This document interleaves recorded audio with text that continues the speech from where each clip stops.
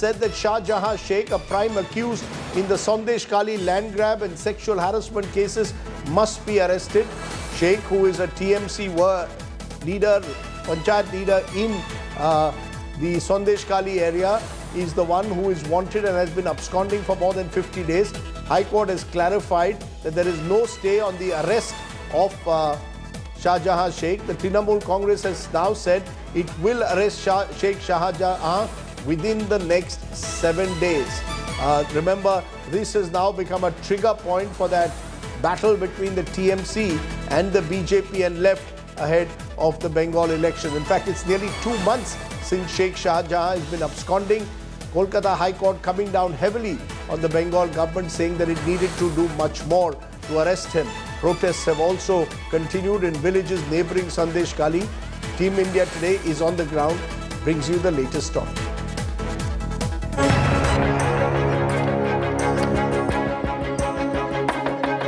Bengal's Sandeshkhali continues to simmer. Fresh protests erupted in Bermajur on Monday. Locals ransacked house of yet another TMC leader. Residents accused TMC netas of looting Prime Minister Awas Yojana funds meant for them. আমি তো সেটা শুনলাম, সেটা না আমার অভিযোগ আমাদের 2020 সালে ঘর এসেছিল আবাস যোজনা, সেই ঘরের কিস্তি ঢোকানোর জন্য হলদারিয়া তাপদারি 30,000 টাকা নিয়েছিল। তাহলে কিস্তি ঢোকাবে নাহলে ঢোকাবে না। আমার ক্ষেত্রে গ্রাম সবার ক্ষেত্রে সবার ক্ষেত্রে 30,000 টাকা করে নিয়েছিল। ঘর নাহলে টাকা দেবে না। আপনি সেই ঘরের টাকা পেয়েছেন? হ্যাঁ পেয়েছি, টাকা দেওয়ার পরে পেয়েছি, নাহলে পাইনি। Fresh violence erupts in Sandeshkhali. Let me show you another TMC leader. Shankar Shardar residence has been ransacked by protesters and particularly women over here just a while from now. And now you have many women with streaks and brooms. They have gathered and attacked Shankar Shardar's place. The Calcutta High Court, meanwhile, shattered Mamata government's excuse to give a nearly 2-month-long free run to absconding TMC neta Shahjahan Sheikh. High Court demolished a bid to shift the blame to judiciary by CM Mamata's nephew and TMC General Secretary Abhishek Banerjee. Abhishek had claimed that the runaway TMC neta is not being arrested as per High Court directive. শাহজাহানকে গ্রেপ্তার করার জন্য রাজ্য প্রশাসনের হাত পা যদি high court বেঁধে না দিয়ে পুলিশকে এম্পাওয়ার করত, পুলিশ করে দেখাতো। The High Court said it has never barred arrest of Shahjahan Sheikh. It also slammed Mamata government for turning a blind eye to land grabs by TMC men for 4 long years. अभिषेक बैनर्जी ने जो है अपने bill में से बाहर निकल के लोगों को झूठ कहा था। इतने दिन तो वो शक्ल नहीं दिखा पा रहे थे क्योंकि पश्चिम बंगाल की औरतों ने जिस तरह के एलिगेशंस लगाए तो वो लोग कहीं मुंह दिखाने लायक नहीं है। और कल आकर के वो कहते हैं कि कोर्ट ने उसको प्रोटेक्शन दिया, इसीलिए उनकी पुलिस जो है वो पकड़ नहीं पा रही है। तो पुलिस की नाकामयाबी इसमें साफ है और आज कोर्ट ने पूरे तरीके से कह दिया कि इस तरह का कोई भी स्टे ऑर्डर नहीं है, वो दोषी है, उसको पकड़ना पुलिस की ड्यूटी है। और अगली बार फिर अगली तारीख में हम ये पूछेंगे कि पुलिस अभी तक क्यों नहीं पकड़ पाई। A cornered TMC, which has so far defended Shahjahan, promised to arrest him, but defended Abhishek's words. There was a stay put by High Court on the investigation related to Sheikh Shahjahan. That's why so far the Sheikh Shahjahan issue is concerned, police was unable to take action freely. Now, once the stay order has been removed and police personnel are freed, based on the chronology of the capabilities and events and the activities of police administration, you can very well say that now police will be taking their own course and the accused will be definitely brought to book in due course of time. With the scathing High Court indictment, is it time for Sandeshkhali's villain? With Ritik Mondal in Bermajur, Bureau Report, India Today.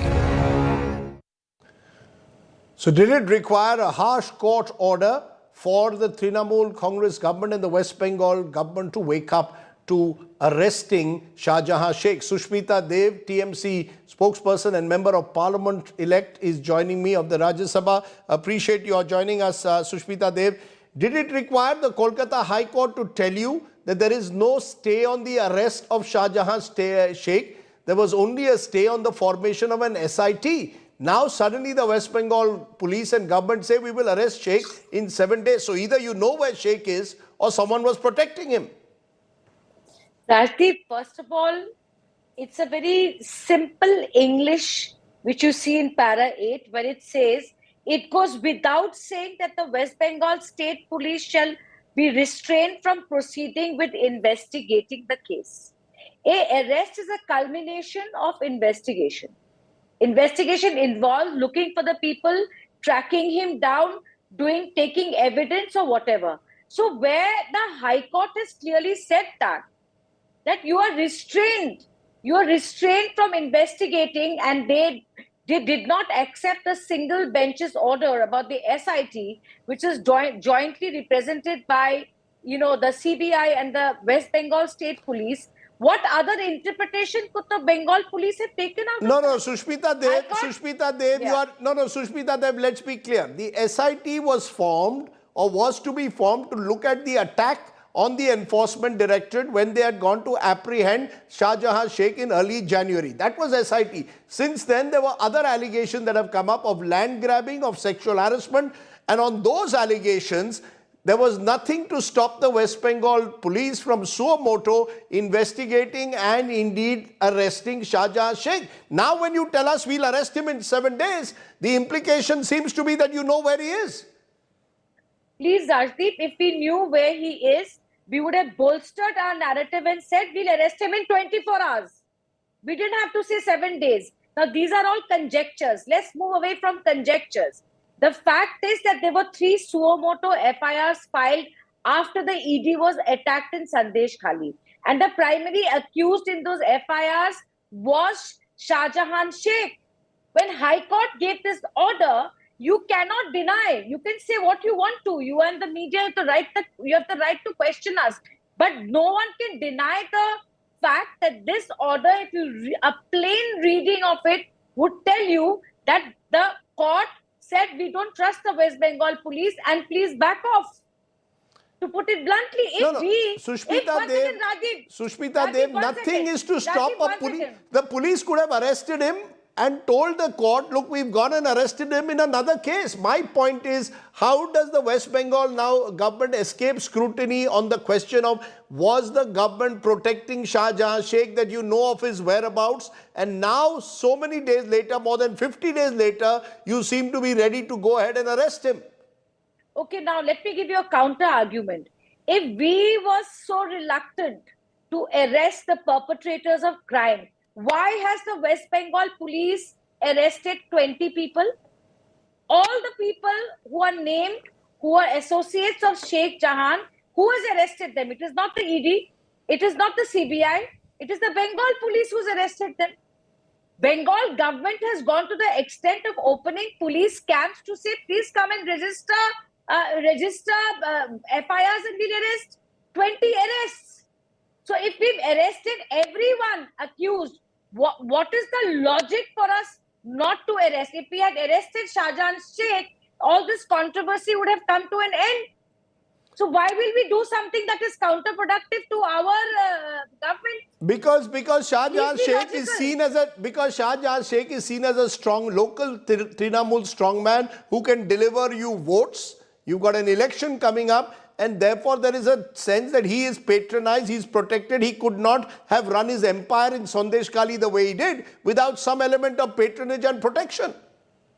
Rajdeep, if you're talking about patronage and protection, tell me how many times has the Bharatiya Janata Party dismissed their MPs accused of molesting wrestlers, or the Vyapam scam or the Chiki scam? Mamata Banerjee is the single chief minister who has sacked Partho Chatterjee and Priya Malik. You see, after they are caught with their fingers in the till, this is all. Once the person has been caught, then action is taken. Now, many would say, why not preemptive action? Could the chief minister, who's also the home minister, or indeed the West Bengal government, have not known that in Sandeshkhali this is happening, that all of this, they were oblivious to what was happening there? Okay, Rajdeep, let's assume that your argument is correct. Then my counter question is, Did the BJP, who is now creating havoc in Sandeshkhali to politicize it, they are the primary opposition who abused Mamata Banerjee from morning to evening. Why didn't they do anything about it for 5 years? Why only 1 month before the elections? Where was the opposition then? They have workers in Sandeshkhali. Why were they quiet all these years? That means they've also planned it in a way But that the it buck comes up stops, 1 month before the election. ma'am, with due regard, the buck stops for law and order with the chief minister or with the government. Just as you can blame the BJP when it is in a BJP-ruled state, now when the foot is on, when the shoe is on your foot, you will have to take the responsibility. That's the nature of this country. You can't escape responsibility and accountability. 1 second. There are women who've suffered. Rajdeep, make no mistake. We are fully aware of the fact and we recognize the fact that law and order is a subject matter of the state. And if anyone can take care of these grievances of the women, men, children, whatever happened in Sandeshkhali, it is the West Bengal government. Rest is all a political ploy because BJP knows they cannot win Bengal. So I am happy answering hundreds of your questions. I'm happy to be judged by your viewers, but I will not be questioned with a double-faced Bharatiya Janata Party which says Hindu women were done this and Hindu women this happened. If it happened to women, she's a woman, irrespective of her religion. Mamata Banerjee will take action. You be rest assured. But we owe the Bharatiya Janata Party absolutely no answers. They're a double-faced communal party who are headed to losing West Bengal, and this is all they can think of as their way to fight Mamata Banerjee. Let me leave it there. You are committing, though, or your police is committing to have him arrested within Absolutely. 7... Okay, we will wait and see. We will wait and see whether within 7 days, that's coming up next week, whether those arrests take place by the 4th of March. I will keep what you've said on this show. I have recorded it and I will play it back to you on the 4th of March. Sushmita Dev, appreciate you joining me. Thank you very much. You. Okay, let's turn from there to another state, this time a BJP-ruled state, where there is another serious law and order question being raised. The Haryana chief of the Indian National Lok Dal, Nafez Singh Rathi, was allegedly shot dead yesterday by unidentified men in Bahadurgarh. Another INLD party worker died in that attack. The shooters, who were in a Hyundai i10, fired multiple rounds at Rathi's car. Multiple security personnel have also sustained critical injuries. While some detentions have been made, questions are being raised with the Khattar government here in Haryana. Take a look.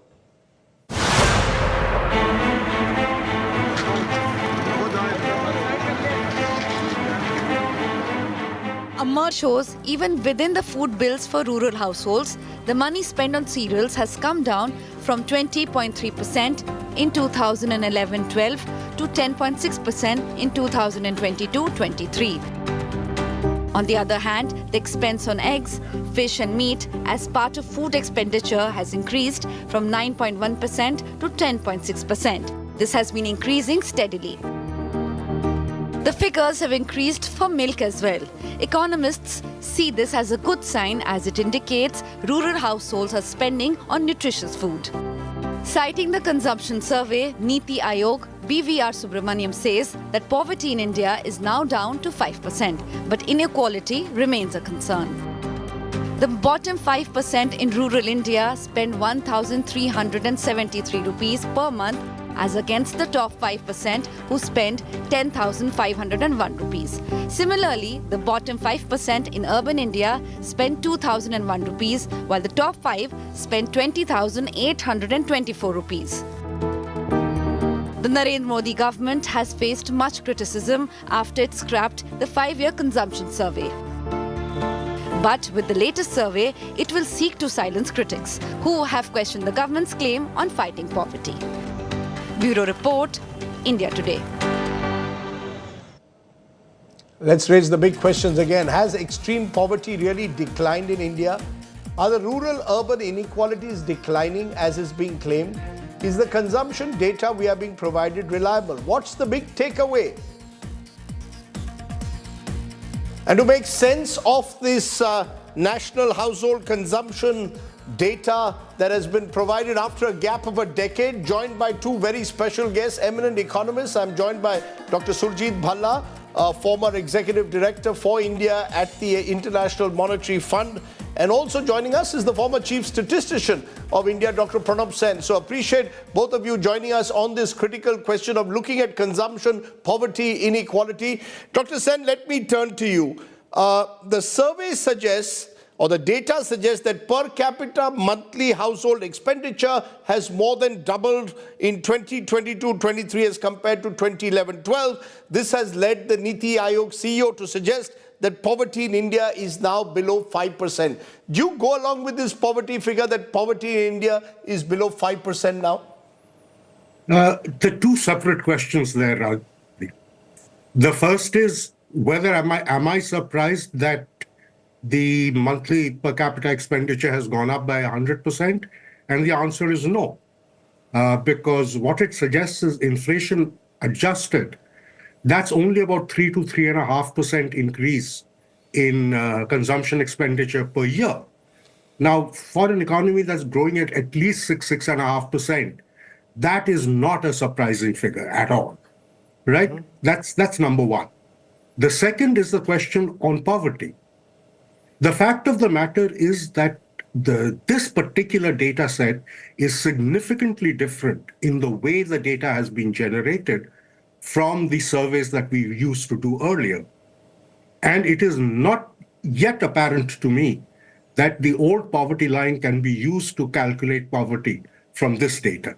Mm-hmm. We may have to revisit the poverty line in its entirety. But that's a call that I will, and most of us who are in this particular line of work, we will not be able to take this call until the unit level records are made available. So effectively, you are skeptical about this 5% figure, that only 5% of Indians are now below the poverty line. Based on this consumption expenditure survey, you believe that would not be accurate, that it would be inaccurate to suggest that only 5% of Indians are below the poverty line. Am I correct? No, I'm not saying that again, I'm not saying that categorically. Mm-hmm. I'm saying that given that there's been a significant change in methodology, mm-hmm. Applying the old poverty line to this data mm-hmm. Would not be appropriate until we've done a little more detailed work. But would you be willing to accept that many more Indians have been lifted out of poverty in the last decade, indeed, dare I say, over the last 2 decades, than the previous 2 decades? Almost certainly, yes, right? No, I don't think that is the issue. Mm-hmm. The real question is the extent to which it has happened. Mm-hmm. And that depends upon the consistency between the consumption data and the poverty line, mm-hmm. right? And on that, I cannot be categoric. Okay, so your question, you are raising more questions over the nature of the poverty line and whether we need to revisit that entire issue of how do we decide on the poverty line. Am I correct? This is correct. Okay, let me take that then to you, Dr. Bhalla. Dr. Bhalla, you among others have been pushing the idea that millions of people have been lifted above poverty. You heard what was just said by Dr. Sen. He is suggesting that we need to be a little cautious, if I may use the word, before we suggest that only 5% of Indians are now below the poverty line if we go by this consumption expenditure survey. Yeah, let me add a few observations to what Dr. Sen has already said. First, mm-hmm. that actually, and what you are saying, given the poverty line that we have, the Tendulkar poverty line or the World Bank 1.9 poverty line, the poverty figures in India today, according to the HCES 22-23, is about 2%, not 5% or higher. 2%. Second, where I happen to agree with Dr. Sen is that we need to revisit mm-hmm. the poverty line and raise it substantially upwards, I don't know whether he meant that we should, the methodology of calculating poverty has not changed from the 2011-12 survey. There's nothing at all that is different from this than earlier surveys, because we now have the same definition of poverty, which is the modified mixed recall method. Second, that the reason you want to raise the poverty line, and this is something that I've argued at least for the last decade and a half, is that when your incomes rise, when your per capita consumption rises, as it has done in India, and especially in the last 10 years, you need to raise the poverty line, because around the world, poverty lines become relative. It's no longer absolute. The absolute poverty line, the extreme poverty line of 1.9 or the Tendulkar poverty line is obsolete, because it's no longer suitable to the Indian conditions. By conditions, I mean the progress all Indians have made, especially those below the poverty line and the bottom 50% as well, that we need to raise the poverty line. But when you look at what the numbers I'm putting out at the moment, which is interesting again from the survey, the rural-urban disparity. This survey seems to suggest, purely looking at monthly consumption expenditure, the gap between rural and urban India has reduced. Do you go along with that, Dr. Bhalla? Do you believe that, because there is a huge question mark again over rural income and agrarian distress that has been raised in the last decade, in particular at various times. Do you therefore go along with this rural-urban disparity reducing? Look, the disparity has been there forever, and you're not going to eliminate it. What is very revealing about this survey is, just like there's a disparity between the top 20% and the bottom 20%. So what you want to look at, so there, by definition, there's disparity, whether you look at rural, urban, upper class, lower class, or whatever. I think that's a meaningless debate, or meaningless discussion even, forget the debate. What is relevant is what has happened to inequality. Now, according to this data, inequality in India always, and Pranab Sen knows this, whoever has studied the data, basically inequality has risen in India. This throughout since 1983, since then we have a continuous series of inequality. For the first time ever in India, you have a decline in rural inequality, and even sharper decline in urban inequality. This is a very rare event in the world. Inequalities do not decline, they go up. What you have is that inequality for the first time in India, and by a large amount, urban inequality has declined from a Gini of 37 to a Gini of 31, and rural inequality has declined from 28 to 27. We can ignore the numbers, but the trend is unmistakable, and I would like to add, is historical, both for India and for almost any fast-growing or slow-growing economy in the world. Dr. Sen, your response to that. Has inequality actually declined, or is that really where the numbers will come into question? This is really where the question is. You see, the point is, what Surjit is saying is right, which is, if you look at the data that we have at the moment, that would be roughly correct. I haven't worked out the Gini out now, but I'm sure Surjit has. That would be correct. But then the question is, what do you read into it? And that really is the issue. That is it really the case that the inequality has declined, or is it the case that less and less people from the upper tiers of the income distribution have not responded? That is the question. And because if you look at the numbers, they also are a little worrying. One of the reasons we had changed the methodology was this growing discrepancy that was happening between the national accounts estimates of consumption and the NSS estimates. That difference hasn't gone away.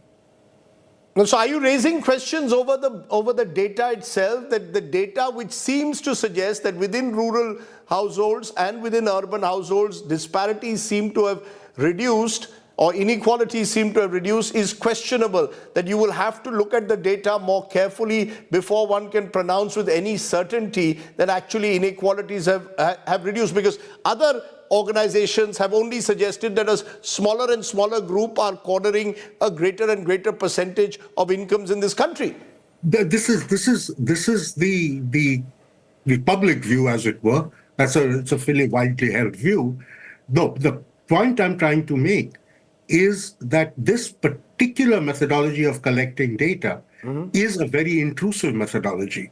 Earlier, the field investigators from NSS used to go to a household only once and collect whatever data had to be collected.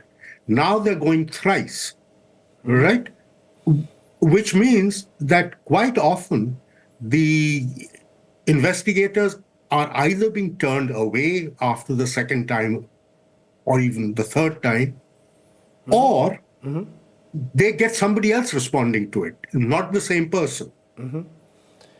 And so it introduces problems in the consistency of the data, which has to be looked at a lot more carefully before we can take the data at face value. There is enough other data which has come up, as I said, in the last couple of years, post-COVID, which has suggested incomes have either stagnated, in some cases declined, employment opportunities have been few in certain sectors of the economy, there's been migration. Should all of this be discounted when we look at these household consumption expenditure figures? Should we discount all the other data around us that suggests all is not well? Look, I honestly, Rajdeep, I'm not understanding. Of course, we had the COVID shock and the GDP declined by something like 6%. So, absolutely. What you have to look at is the data now. This survey was done in 22-23, August of 22 to July of 23. Was there any unusual event? What is the data for this time period for the consumption that has been published, which is that variance? You mentioned that the employment data, well, the employment data of the PLFS shows that labor force participation rate of women is now up to about 39% if you take the usual status. So, and even according to the current weekly status is 33. Unemployment is at almost historic lows in India. So basically around 3 to 4%. So I don't know what data you're referring to which says that conflicts with the evidence provided by the Household Consumption Expenditure Survey that was just released. Yeah, we've had... None. I do not know any. I'm going by Center for Monitoring... to discuss. No, I'm going by Center for Monitoring Indian Economy that tracks labor force participation. As I said, there has been huge variations in data on employment in particular in the last few years. This suggests... No, look. The CMI data we've discussed on your program, I've discussed on other programs, and you won't find too many scholars agreeing with their data. They show female labor force participation rate in India to be 9% right now, which is lower than ever observed for any country in the world, including Yemen, including Iraq. So, I don't see, just because you point out the CMI showing it, it's not credible. You show me one economist who's written an article that those data are credible. One. Okay. You won't find any. So effectively, therefore, Dr. Sen, if I were to ask you your top 3 takeaways, your biggest concern and your biggest ray of hope from this consumption expenditure survey. Well, let's begin with the ray of hope. I think what the survey is suggesting is that things are coming back to normal. That is the big takeaway. My concern is really with the data itself. Is until and unless we can establish the robustness of this particular data set, we cannot say with certainty that we are out of the woods.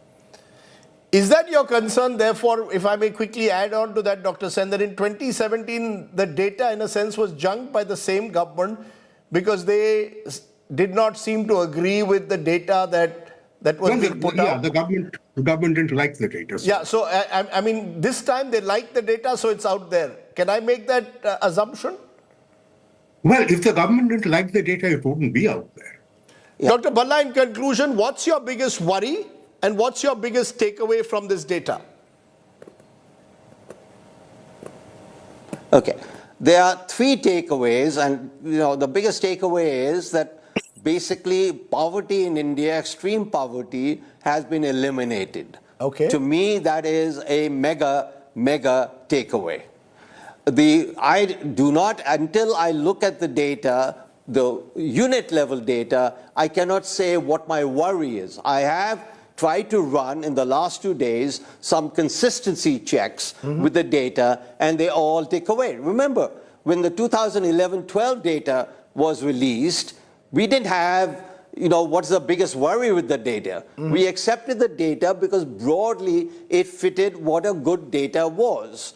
Not perfect, nobody ever said it was perfect. Same thing with 2009, same thing with 2004. In India, we've done surveys since 1951. And the only one survey, there was complete worry, and data was released, but it was considered to be junk, was the 1987-88 employment survey. So what happened with the 2017-18 data is unique. And therefore, it needs to be studied as to what actually happened in that data. So I have the MOSPI or the NSS or the PLFS have been doing data collection for now, something like 75 years.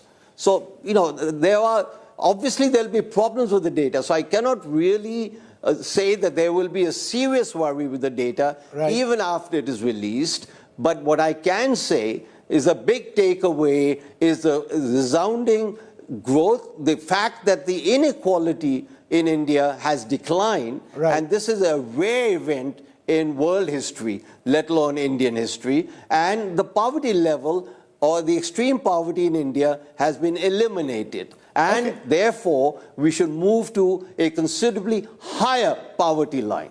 Okay, let me leave it there. Dr. Bhalla, Dr. Sen, always great to have two fine voices joining us. Thank you very much for joining me here on the news today. Thank you.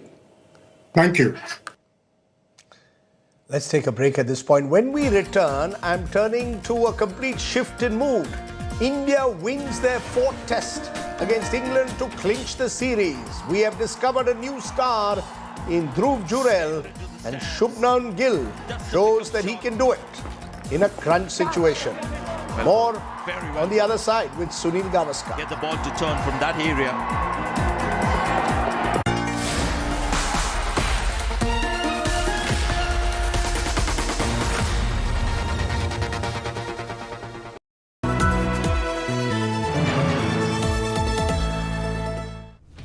Business Today salutes India's finest corporate achievers.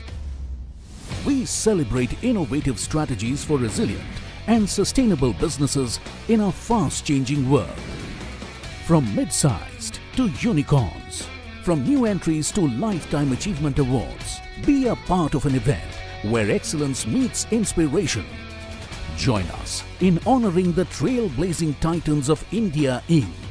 at Business Today Mind Rush and the Best CEO Awards.